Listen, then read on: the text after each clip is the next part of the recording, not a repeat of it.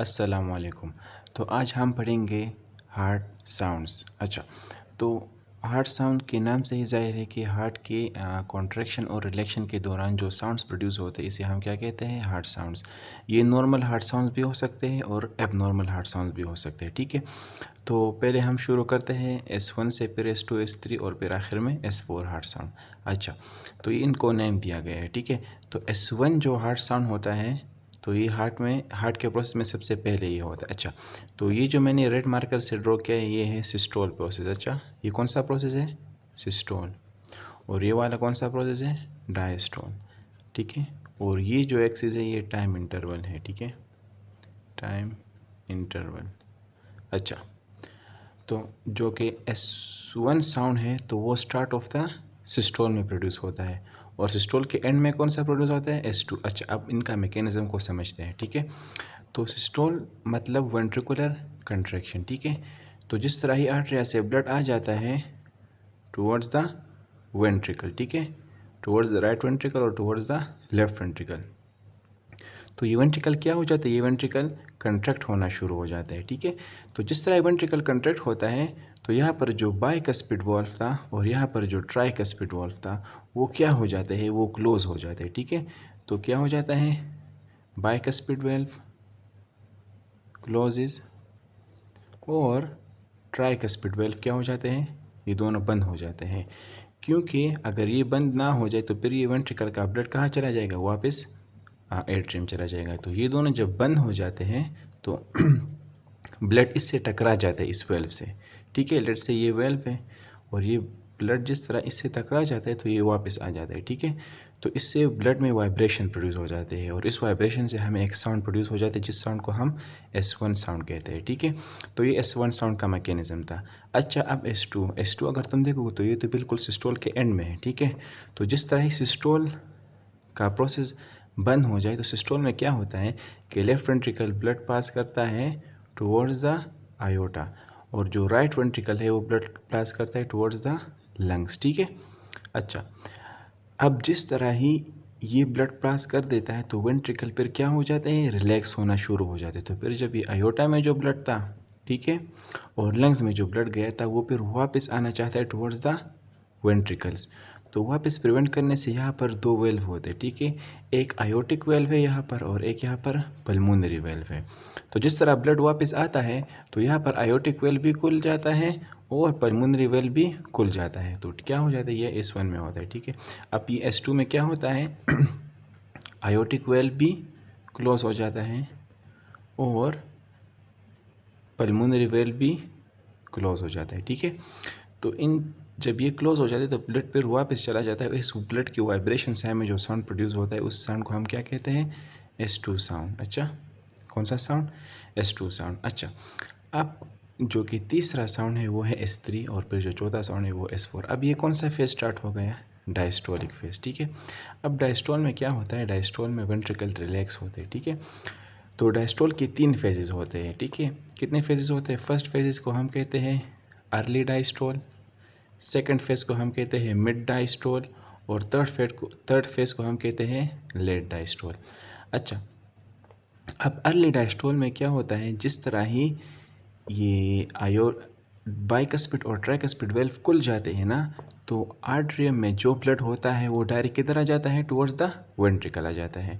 तो ये जब वेंट्रिकल टुवर्ड्स आता है तो इससे वेंट्रिकल क्या हो जाता है, वेंट्रिकल के वॉल्व्स खुल जाते हैं। ठीक है, लेट्स से ये आर्टरियम है। ठीक है, और इस आर्टरियम से जिस तरह ब्लड आ जाता है तो अर्ली डायस्टोलिक में बहुत ज़्यादा ब्लड आता है। सबसे ज़्यादा ब्लड किस फेज़ में आता है, डायस्टोल के अर्ली डायस्टोलिक फेज़ में सबसे ज़्यादा ब्लड आ जाता है। तो ये ब्लड यहाँ से टकरा कर वापस चला जाता है, मतलब एक बाउंसिंग बैक हो जाता है जिससे वाइब्रेशन प्रोड्यूस करता है और उससे कौन सा साउंड प्रोड्यूस हो जाता है, S3 साउंड, जो कि नॉर्मली कुछ बंदों में हम हेयर कर सकते हैं और कुछ में हम हेयर नहीं कर सकते। ठीक है, तो S3 is a normal sound. अच्छा, अब S4 जो साउंड है ना तो वो पैथोलॉजी से रिलेटेड है, मतलब वो उस बंदे में होगा जिसमें कोई मसला होगा। अब वो मसला क्या है मैं आप लोगों को बताता हूँ।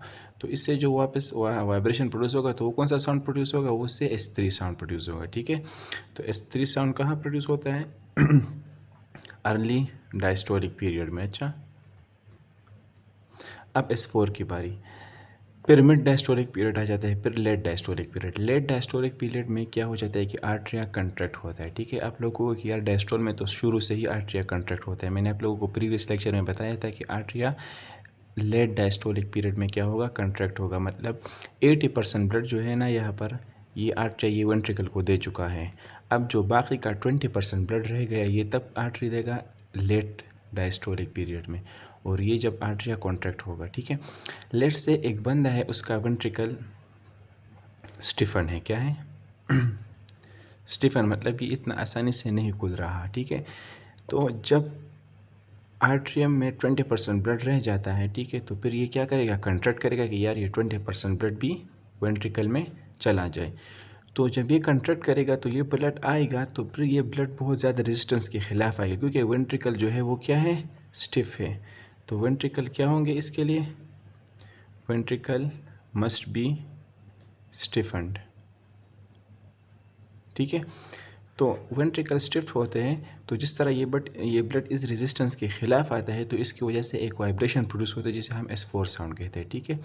अच्छा, तो ये ला जो है तो ये आशिकों के लिए अप्लाई नहीं होती, क्योंकि आशिक जब स्टेथोस्कोप रखता है तो फिर वो अपने महबूब का साउंड सुनता है S1 S2 और S3 S4 के बजाय, ठीक है। तो ये बात आप लोगों को अपने जहन में रखनी होगी। S1 जो है ना, S1 जो है ना तो वो बहुत ज़्यादा मोटा होता है, ठीक है। वो क्या होता है, बहुत ज़्यादा मोटा, इसने बहुत ज़्यादा खाना खाया होता है। और S2 जो है ना तो वो बहुत ज़्यादा लंबा होता है, ठीक है।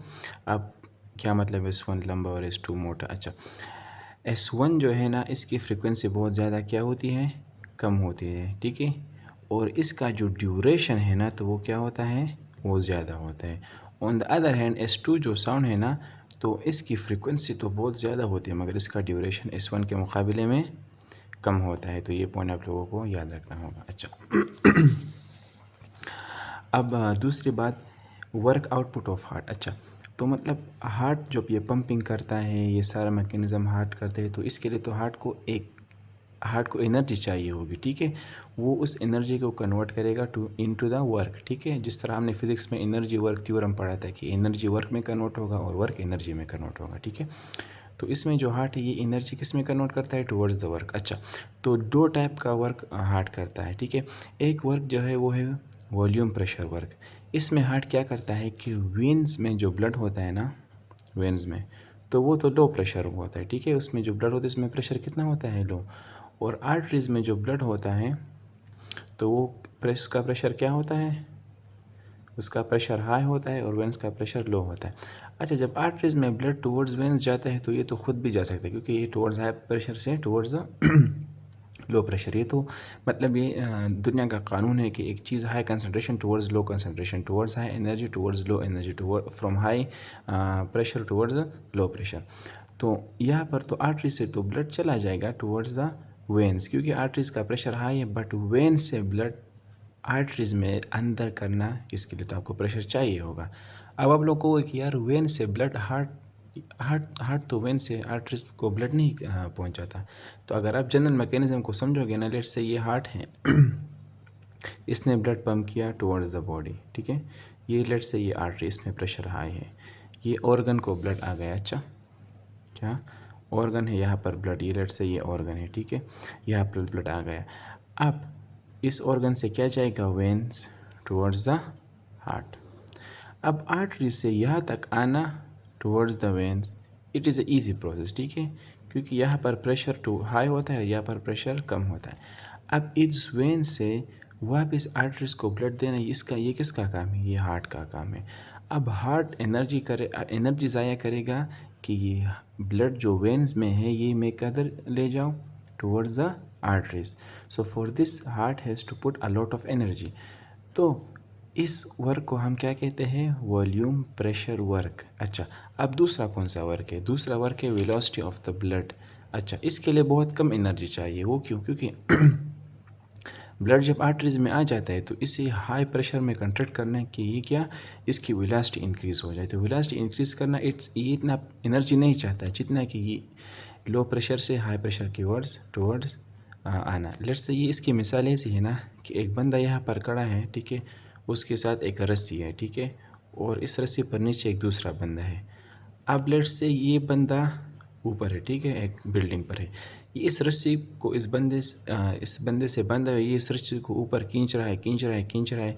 इसमें ये ज़्यादा एनर्जी लगेगी, या ये बंदा ऊपर आ गया और अब ये इसको तेज़ी से धक्का दे रहा है कि ये तेज़ चला जाए, इसमें ज़्यादा एनर्जी लगेगा। ओबियसली ये जब लो प्रेशर रीजन से हाई प्रेशर रीजन्स पर ये जब आएगा तो इसमें क्या एनर्जी, ज़्यादा एनर्जी लगेगी। फिर जब इसका स्पीड ज़्यादा करेगा तो इसमें इतनी एनर्जी नहीं लगेगी, ठीक है। तो बस ये कुछ इसी तरह है। अच्छा, अब जब लेफ़्ट वेंट्रिकल, ये कुछ पॉइंट है, जब लेफ़्ट वेंट्रिकल है ना तो वो 6 टाइम्स मोर आउटपुट वर्क करता है as compare to right ventricle. मतलब लेट्स से अगर राइट वेंट्रिकल 1 जूल एनर्जी को वर्क में कन्वर्ट करता है तो इसके मुकाबले में लेफ़्ट वेंट्रिकल है तो वो 6 जूल एनर्जी को वर्क में कन्वर्ट करता है। मतलब लेफ़्ट वेंट्रिकल राइट वेंट्रिकल से 6 गुना ज़्यादा काम करते हैं, क्योंकि लेफ़्ट वेंट्रिकल ब्लड देता है सारे बॉडी को, और जो कि right towards the whole body, और जो कि राइट वेंट्रिकल है ना तो वो ब्लड देता है सिर्फ किसको, लंग्स को, ठीक है, तो सिर्फ टुवर्ड्स द लंग्स। अच्छा, अब मैंने ये लिखा है कि पैथोलॉजिस्ट कैन इंक्रीज या डिक्रीज द, इंक्रीज भी कर सकता है, डिक्रीज भी कर सकता है आउटपुट वर्क। अब ये किस तरह, लेट्स से जब लेफ़्ट वेंट्रिकल है ना ये आयोटा के थ्रू सारे बॉडी को ब्लड देता है, तो आयोटा में यहाँ पर कौन सा वेल्व होता है, aortic valve. Let's say aortic valve stenosis हो गया, मतलब आयोटिक वेल्व स्टिफन होगा, ये पूरा खुल नहीं रहा, तो क्या ये ब्लड आसानी से आयोटा को देगा या मुश्किल से, ऑब्वियसली मुश्किल से देगा। तो ये जब मुश्किल से ब्लड देगा तो इसके लिए इसको ज़्यादा एनर्जी चाहिए होगी। इस तरह अगर राइट वेंट्रिकल जब लंग्स की तरफ ब्लड ले जाता है तो बीच में कौन सा वेल्व आता है, पल्मोनरी वेल्व। तो पल्मोनरी वेल्व स्टेनोसिस में ये ब्लड मुश्किल से लंग्स को देगा, तो इससे भी क्या हो जाता है, मतलब अगर पल्मोनरी वेल्व स्टेनोसिस होगा तो ज़्यादा एनर्जी लगेगा, तो जो कि पैथोलॉजीज है तो इससे हार्ट का वर्क आउटपुट क्या हो जाता है, ऊपर नीचे हो सकता है। दूसरा टॉपिक है प्रेशर वॉल्यूम वर्क। अच्छा, तो ग्राफ जो है ना, ग्राफ्स, तो वो इतना छोटा चीज़ होता है और उसमें अंदर बहुत ज़्यादा नॉलेज होता है। तो ग्राफ अगर तुमको ग्राफ्स की अंडरस्टैंडिंग अच्छी है ना तो तुम किसी भी सब्जेक्ट में बहुत जल्द माहिर हो सकते हो, ठीक है, अगर तुम्हें ग्राफ्स की अंडरस्टैंडिंग बहुत अच्छी तरीके से आई हो, क्योंकि ग्राफ्स में इतने पॉइंट्स पड़े रहते हैं ना कि तुम्हें इतने बड़े बड़े पैराग्राफ देखने की ज़रूरत नहीं होगी। अच्छा, तो मैंने जो एक्स एक्सिस में बनाए हैं तो मैंने बनाया है लेफ़्ट वेंट्रिकल वॉल्यूम, इसमें क्या है, वॉल्यूम है, और जो वाई एक्सिस है तो इसमें कौन सा वैल्यूज़ है, प्रेशर की वैल्यूज़, ठीक है, लेफ़्ट वेंट्रिकल के प्रेशर की वैल्यूज़। अच्छा, तो ये फ़ेज़ 1 है, फ़ेज़ 2 है, फ़ेज़ 3 है, फ़ेज़ 4 है। अच्छा, अब इस फेजेज़ में होगा क्या, मैं आप लोगों को समझाता हूँ। तो फ़ेज़ 1 जो है ना, तो ये कौन सा फ़ेज़ है, फ़ेज़ 1 है पीरियड ऑफ फिलिंग। मतलब इस फेज़ में वेंट्रिकल क्या होगा, इसमें ब्लड आएगा, तो जब ब्लड आता है तो क्या चीज़ ज़्यादा होता है, ओबियसली वॉल्यूम। तो अगर आप देख रहे हो वॉल्यूम क्या हो रहा है, ज़्यादा हो रहा है। बट आप लोगों का क्वेश्चन होना चाहिए कि यार अगर वेंट्रिकल में वॉल्यूम बढ़ रहा है, मतलब यहाँ पर वेंट्रिकल रिलैक्स हो रहे हैं, ठीक है, तो ये ज़ीरो वॉल्यूम से क्यों नहीं बढ़ रहा, मतलब ये 50 ml से क्यों ही स्टार्ट हो रहा है टुवर्ड्स 120 या 130 ml, 110-150 के दरमियान एंड होता है मुख्तलिफ हार्ट्स में। तो अब लोग ये क्वेश्चन होना चाहिए कि यार ये 50 ml से क्यों स्टार्ट होता है, ये 0 ml से क्यों नहीं स्टार्ट होता। अच्छा, तो मतलब ये है ना कि लेट्स से जब वेंट्रिकल पूरा कंट्रैक्शन कर ले, ठीक है, क्या कर ले, पूरा कंट्रैक्शन कर ले, अपना ब्लड बॉडी को दे दे, तो उसमें फिर भी कुछ ब्लड बचा रह जाता है। उस ब्लड को, उस वॉल्यूम ऑफ ब्लड को हम कहते हैं एंड सिस्टोलिक वॉल्यूम। क्या, एंड सिस्टोलिक वॉल्यूम। जब वेंट्रिकल सिस्टोलिक प्रोसेस कर ले और उसमें जितना ब्लड रह जाए तो उसे हम कौन सा वॉल्यूम कहते हैं, एंड सिस्टोलिक वॉल्यूम। और ये बीमारी, डिजीज़, पैथोलॉजी में डिफरेंट हो सकता है। नॉर्मल इंसान में 50 ml ब्लड वेंट्रिकल में रह जाता है कंट्रैक्शन के बाद, तो फिर वेंट्रिकल क्या करते हैं, रिलैक्स करते हैं। तो इस रिलैक्सेशन के प्रोसेस में क्या होता है, आर्ट्रियम से जो ब्लड है तो वो टुवर्ड्स कहाँ आता है, टुवर्ड्स द वेंट्रिकल आता है। अच्छा, जब आर्ट्रियम कंट्रैक्ट हो जाए और अपना सारा का सारा ब्लड वेंट्रिकल को दे दे, तो इस वक्त कितना ब्लड होता है, तकरीबन 120 या 130 ml, लेट्स से हम 120 ml ले लें, ठीक है। तो कितना ब्लड अब वेंट्रिकल में है, 120 ml है। अच्छा, तो फिर वेंट्रिकल, जब ये 120 ml ब्लड हो जाते हैं तो फिर क्या हो जाता है, फिर वेंट्रिकल क्या करेगा, वेंट्रिकल कंट्रैक्ट करेगा। वेंट्रिकल क्या करेगा, वेंट्रिकल कंट्रैक्ट करेगा। अच्छा, अगर वेंट्रिकल कंट्रैक्ट करेगा तो कौन सा वेल्व को ओपन क्लोज होना चाहिए, आप लोगों को कि ट्राइकस्पिड वेल्व और बाइकस्पिड वेल्व। क्यों? क्योंकि फिर ब्लड वेंट्रिकल से वापस आर्टरियम टुवर्ड्स चला जाएगा। तो यहाँ पर कौन से वेल्व क्लोज हो जाते हैं? Bicuspid valve and tricuspid valve क्या हो जाते हैं? क्लोज हो जाते हैं। तो वेंट्रिकल से ब्लड टुवर्ड्स आर्टरियम नहीं जाता। अच्छा, अब आयोटा में प्रेशर कितना होता है? आयोटा में प्रेशर 80 होता है और यहाँ पर वेंट्रिकल का प्रेशर कम है। तो मतलब आयोटिक वेल्व अभी तक नहीं खुला कि वेंट्रिकल अपना ब्लड आयोटा में दे दे। तो वेंट्रिकल क्या करेगा? अपना प्रेशर बढ़ाएगा। अपने प्रेशर बढ़ाने के लिए ये क्या करेगा? कंट्रैक्ट करेगा। तो अगर आप यहाँ देख रहे हो तो इसका प्रेशर बढ़ रहा है मगर इसका वॉल्यूम नहीं बढ़ रहा। क्यों? क्योंकि ब्लड इससे ना बाहर जा रहा है ना अंदर आ रहा है, क्योंकि सारे के सारे वेल्व क्या है? क्लोज्ड है। तो प्रेशर अगर वॉल्यूम सेम है तो मैं कह सकता हूँ कि यार आइसोवॉल्यूमेट्रिक तो होगा। अच्छा, आइसोवॉल्यूमेट्रिक। और इस वक्त ये क्या कर रहा है? कंट्रैक्शन। तो आइसोवॉल्यूमेट्रिक कंट्रैक्शन में इसे कह सकता हूँ ना, ठीक है। तो जो फेज पीरियड 2 है तो वो क्या है? आइसोवॉल्यूमेट्रिक कंट्रैक्शन। अच्छा, अब जब वेंट्रिकल का प्रेशर आयोटा से ज़्यादा हो जाएगा 80 से, तो कौन से वेल्व खुल जाएंगे? आयोटिक वेल्व और साथ ही साथ पल्मोनरी वेल्व। ये दोनों क्या हो जाएंगे? ये खुल जाएंगे और वेंट्रिकल में जो ब्लड होगा वो क्या चला जाएगा? वो बॉडी और टुवर्ड्स लंग्स चला जाएगा, ठीक है। तो फेज़ 3 क्या होगा? मतलब ब्लड जा रहा है तो वॉल्यूम को क्या होना चाहिए? वॉल्यूम को कम होना चाहिए। तो वॉल्यूम क्या होगा? कम होगा, कम होगा, कम होगा और वापस 50 तक आ जाएगा।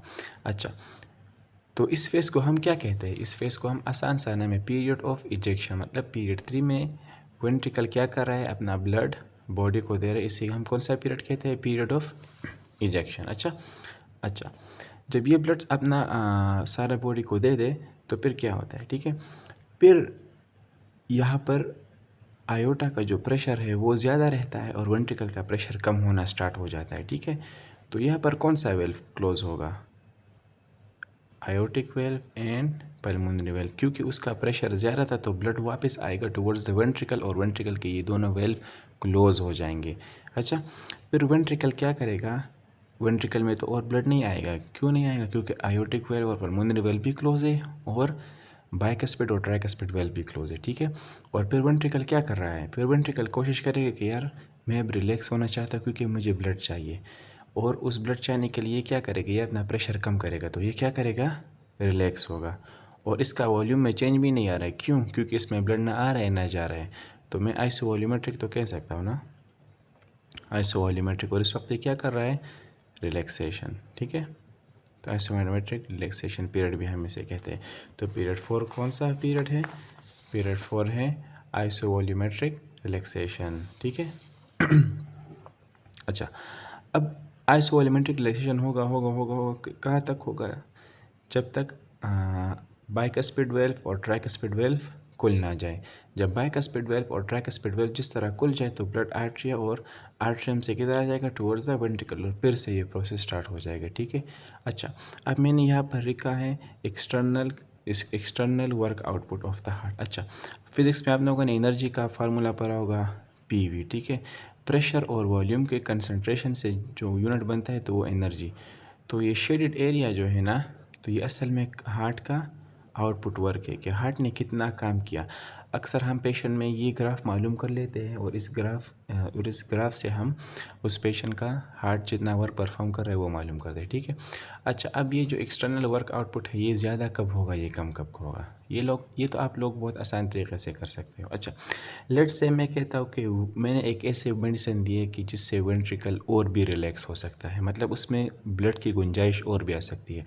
तो आप लोग कह सकते हो ना कि ये जो ग्राफ है ये थोड़ा सा उधर चला जाएगा क्योंकि इसमें और भी वॉल्यूम आ रहा है, ठीक है। फिर ये यहाँ से कंट्रैक्ट होगा और यहाँ से इजेक्ट करेगा, ठीक है। तो ग्राफ ज़्यादा हो गया ना। ग्राफ क्यों ज़्यादा हो गया? ग्राफ इसलिए ज़्यादा हो क्योंकि वेंट्रिकल में वॉल्यूम और भी ज़्यादा आ गया अपने नॉर्मल स्टेज से। तो हार्ट अब ज़्यादा वॉल्यूम आएगा means more blood. Let's say increase blood volume means increase क्या? कार्डियक आउटपुट, मतलब कार्डियक उतना ज़्यादा ब्लड भी बॉडी को देगा। तो इसके लिए इंक्रीज एनर्जी, ज़्यादा एनर्जी चाहिए ना, तो इसलिए ग्राफ बढ़ रहा है। देखो मैथमेटिक्स फॉलो कर रहा है। अच्छा, अब दूसरा कौन सा केस है कि एनर्जी इसमें ज़्यादा होगी? हाँ, अगर हार्ट ऐसा काम करे ना कि वो कंट्रैक्शन में नॉर्मल से ज़्यादा वॉल्यूम दे दे। अच्छा, यहाँ से लेकर यहाँ तक जितना वॉल्यूम में चेंज आ रहा है ना, तो इसे हम स्ट्रोक वॉल्यूम कहते हैं। मतलब ये वो वॉल्यूम है ना जो वॉल्यूम हार्ट ने पंप किया है। हार्ट में पहले कितना ml था? 50 ml। 50 ml से ये कितना हो गया? 120 ml में कितना हो गया? 120 ml। अब 120 ml से ये वापस 50 ml हो गया, तो ये इतना ml क्या होगा? इसने बॉडी को दे दिया। तो ये हम किस तरह फाइंड करेंगे स्ट्रोक वॉल्यूम का? तो कितना इसमें मैक्सिमम था? 120 ml, ठीक है। और कहाँ तक आ गया? 50 तक। तो 120 माइनस 50 से कितना आता है? 70 ml। मतलब 70 ml ब्लड इसने क्या किया? बॉडी को दे दिया। तो इसे हम क्या कहते हैं? Stroke volume. लेट्स से इसने 70 ml से ज़्यादा दे दिया, तो ये किधर आ जाएगा? ये यहाँ पर आ जाएगा, ठीक है। मतलब ज़्यादा ml दे दिया, ठीक है। तो फिर ये इसी तरह ही रिलैक्सेशन होगा, ठीक है। तो यहाँ पर भी ग्राफ बढ़ गए। अब ये किस तरह? मतलब अगर हम इंक्रीज़ कर लेते हैं कंट्रैक्शन को, किसको? कंट्रैक्शन। ऐसे मेडिसिन दे रहे जिसमें वेंट्रिकल तेज़ी से कंट्रैक्ट करे, फास्ट इफेक्टिवली, तो कंट्रैक्शन ज़्यादा होगा जिससे स्ट्रोक वॉल्यूम ज़्यादा होगा। स्ट्रोक वॉल्यूम ज़्यादा होना मतलब प्री लोड ज़्यादा होना, मतलब जितना वॉल्यूम इसमें था वो भी ज़्यादा होना। अच्छा, स्ट्रोक मतलब प्री लोड ज़्यादा होना मतलब कार्डियक आउटपुट, और इसी तरह क्या ज़्यादा होना? एनर्जी का ज़्यादा इस्तेमाल होना। आज अब यार बेचारा हार्ट ज़्यादा वॉल्यूम पंप कर रहा है ना बॉडी को, तो मतलब ज़्यादा एनर्जी उसमें चाहिए होगी। अब लोगों को सिस्टोलिक प्रेशर और डायस्टोलिक प्रेशर का तो पता ही होगा, ठीक है। अब मैं जल्दी जल्दी से बताता हूँ। जिस तरह की वेंट्रिकल कंट्रैक्ट हो जाता है ना, तो ये बॉडी को लेफ्ट वेंट्रिकल जब कंट्रैक्ट हो जाते हैं और राइट दोनों, तो ये तमाम बॉडी और लंग्स को ब्लड देते हैं, ठीक है। तो ये जब आयोटा को जिस प्रेशर से ये ब्लड देगा ना, तो इस प्रेशर को हम क्या कहते हैं? सिस्टोलिक प्रेशर, ठीक है। Systolic pressure. और ये अमूमन कितना होता है सिस्टोलिक प्रेशर? ये 120 mmHg होता है। अच्छा, तो और जो कि डायस्टोलिक प्रेशर है ना, तो जब ये ब्लड वेंट्रिकल चला जाता है ना, तो ब्लड वेंट्रिकल ब्लड जब आयोटा चला जाता है, तो आयोटा से ब्लड किधर जाता है? Towards the rest of the body. तो आयोटा का प्रेशर उस वक्त जब ब्लड जितना ज़्यादा आता है तो प्रेशर उसमें इंक्रीज़ हो जाता है, ठीक है। और ये ब्लड फिर किधर चला जाता है? Towards the rest of the body. और कुछ ब्लड वापस भी आता है। उस वापस आने से क्या हो जाता है? आयोटिक वेल्व क्लोज हो जाता है, ठीक है। तो आयोटिक वेल्व जब क्लोज हो जाता है, तो ये उस वक्त जो प्रेशर हम मालूम करेंगे, उस प्रेशर को हम क्या कहते हैं? Diastolic pressure. क्योंकि अब वेंट्रिकल क्या करेगा? अब वेंट्रिकल रिलैक्स करेगा, ठीक है। तो उस वक्त प्रेशर क्या होता है? डायस्टोलिक, और वो तकरीबन किधर होता है? 8 mm ऑफ Hg। अच्छा, आयोटा में नॉर्मली प्रेशर कितना होता है? 80 ही होता है। बट जब वेंट्रिकल कॉन्ट्रैक्ट करता है और ब्लड आयोटा जाता है, तो वो प्रेशर 80 से किधर चला जाता है? 120, और 120 से फिर ये वापस 80 तक आ जाता है। तो 120 सिस्टोलिक प्रेशर, क्योंकि ये वेंट्रिकल के दौरान होता है, और डायस्टोलिक 80 क्योंकि ये रिलैक्सेशन के दौरान होता है, ठीक है। अच्छा, अब ये जनरल ग्राफ मैंने बनाए हैं, ठीक है। तो सिस्टोलिक प्रेशर जब हम ब्लड 150 ml तक ज़्यादा करें ना हार्ट में, तब भी ये बहुत इंक्रीज़ नहीं हो रहा है। बट जब हम 150 ml से ज़्यादा करें तो ये बहुत ज़्यादा इंक्रीज़ हो रहा है। अब ये क्यों? तो हार्ट जो है ना, वो नॉर्मली वेंट्रिकल 110 से लेकर 150 ml तक ब्लड नॉर्मल फिजियोलॉजी में इसमें आ सकता है। इससे अगर तुम ज़्यादा करोगे तो जो एक्टिन मायोसिन के जो कंट्रैक्शन है, तो वो बहुत ज़्यादा दूर दूर हो जाएंगे। मतलब हार्ट की इतनी कैपेबिलिटी नहीं है कि इससे ज़्यादा ब्लड वो संभाल सके। बट हाँ, पैथोलॉजी में इस तरह होता है। तो जितना ज़्यादा ब्लड आएगा तो इतना ज़्यादा प्रेशर हार्ट में पड़ेगा। तो डायस्टोलिक प्रेशर क्या होगा? 150 ml से और भी ज़्यादा होगा। अब सिस्टोलिक प्रेशर ये शुरू से ही ज़्यादा होता है, क्योंकि अगर तुम इसमें 50 ml भी तो ना, ये तब भी ज़्यादा कंट्रैक्शन और फास्टली आयोटा को देता है। अगर ब्लड जितना ज़्यादा करो तो उतना ज़्यादा प्रेशर बढ़ता जाएगा। तो इसमें इस तरह मैकेनिज्म नहीं होता। बट हाँ, डायस्टोलिक प्रेशर में 150 ml तक जो प्रेशर है वो कम बढ़ता है, बट 150 ml से ज़्यादा बढ़ता है, क्योंकि 150 ml जो है वो हार्ट की नॉर्मल फिजियोलॉजी वो उसे हैंडल कर सकता है। फिर में 3 MCQs करते हैं। पहले MCQs है, what is the cause of the first heart sound. ये तो आप लोगों को पता है कि ये स्टार्ट ऑफ द सिस्टोल में होता है, मतलब बाइकस्पिड वेल्व और ट्राइकस्पिड वेल्व के क्लोज होने से, मतलब आर्टेरियो वेंट्रिकुलर वेल्व के क्लोजिंग से। तो बी ऑप्शन करेक्ट है, closure of the AV valves.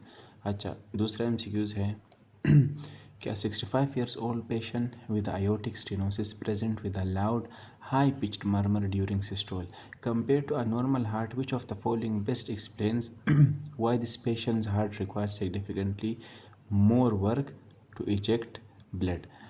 अच्छा, मैंने आप लोगों को बताया था कि अगर बीमारी आ जाए तो वो वर्क आउटपुट को एनर्जी को चेंज करता है। तो इसमें क्या आया है, आयोटिक स्टेनोसिस आया है। तो आयोटिक स्टेनोसिस आया है मतलब आयोटिक वेल्व क्या हुआ है, वो स्टीनोटिक हुआ है। मतलब लेफ्ट वेंट्रिकल जब ब्लड देगा towards the rest of the body तो उसके लिए उसको मोर एनर्जी चाहिए।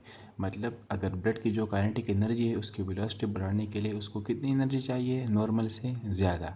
तो ऑप्शन पढ़ते हैं कि the stenotic valve increase diastolic feeling pressure and reducing ventricular compliance. अब तो ये बिल्कुल बात, ये आंसर बिल्कुल ठीक नहीं, क्योंकि इसमें एनर्जी की इंक्रीज़ होने की कोई बात नहीं, क्योंकि एनर्जी क्यों ज़्यादा लगेगी। बी ऑप्शन में है the narrowed aortic valve forces the left ventricle to generate higher kinetic energy to eject the blood. मतलब जब ये वेल्व स्टेनोटिक हुआ है तो लेफ्ट वेंट्रिकल को अब ज़्यादा कंट्रैक्शन करनी पड़ेगी, ज़्यादा काइनेटिक एनर्जी देनी पड़ेगी कि ब्लड इजेक्ट हो जाए।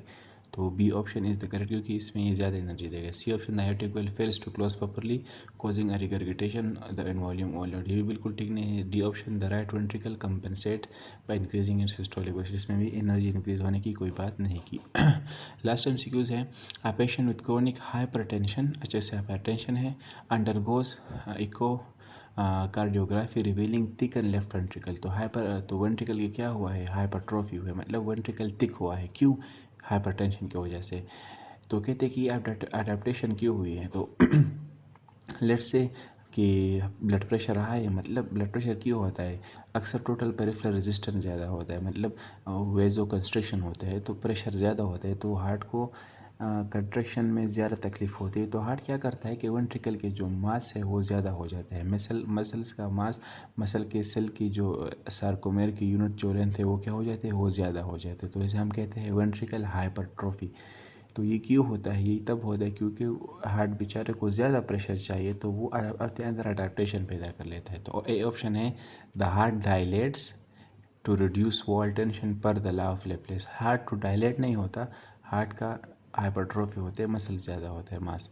इंक्रीज सिस्टोलिक प्रेशर, ठीक है, एलिवेट वॉल टेंशन बढ़ गए, ट्रिगरिंग जिसकी वजह से कंसंट्रिक हाइपरट्रोफी हो जाती है, to reduce chamber radius and normalise stress. तो हार्ट क्या कर लेता है, अपने अंदर का जो ये वेंट्रिकल के जो सेल्स है वो उसका साइज़ ज़्यादा बढ़ाता है और उसका नंबर, ताकि ये कि जितना मास बढ़ेगा तो इतना पावरफुल कंट्रैक्शन करेगा, तो उस प्रेशर की झेलने की ताकत उसमें आ जाएगी। तो कंसंट्रिक हाइपरट्रोफी ऑप्शन बी में है। इस ऑप्शन में है कि the pericardium restrict ventricular filling limiting chamber expansion नहीं, पेरिकार्डियम में कोई इसका लेना देना नहीं है। The AV valve fail to close increasing end diastolic volume, इसका भी नहीं। तो ऐसे ऑप्शन कौन सा बनता है, बी ऑप्शन।